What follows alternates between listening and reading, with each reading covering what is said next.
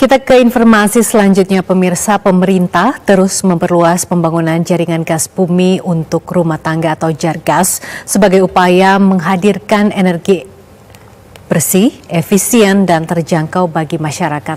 Namun pembangunan Jargas masih terkendala, salah satunya terkait dengan masalah pendanaan.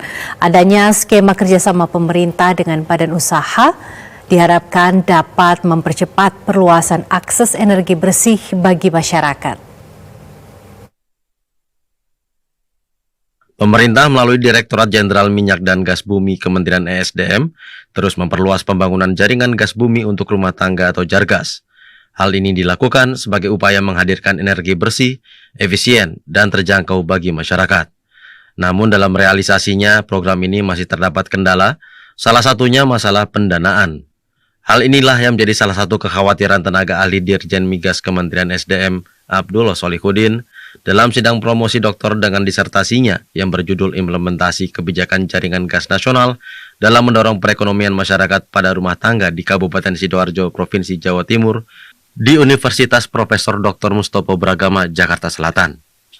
Abdullah Solihuddin menilai perlu adanya kolaborasi pemerintah dengan stakeholder lain seperti badan usaha untuk mempercepat perluasan pembangunan Jargas sehingga dapat mendorong perekonomian masyarakat. Yang perlu diperbaiki ke depannya adalah kolaborasi. Dalam hal ini kita pikirkan terkait masalah pendanaan terkait pembangunan Jargas yang tidak hanya bertumpu pada APBN tapi bisa disinergikan untuk dengan kerjasama pemerintah dan badan usaha ke depan. Mudah-mudahan kajian ini bisa menjadi bahan diskusi sebagai perumusan kebijakan publik terutama pembangunan jaringan gas nasional ke depannya.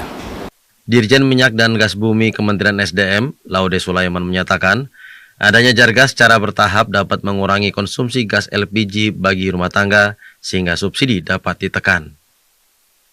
Ya, yang perlu kita underline adalah bahwa pertumbuhan Jargas ini kan tidak bisa cepat.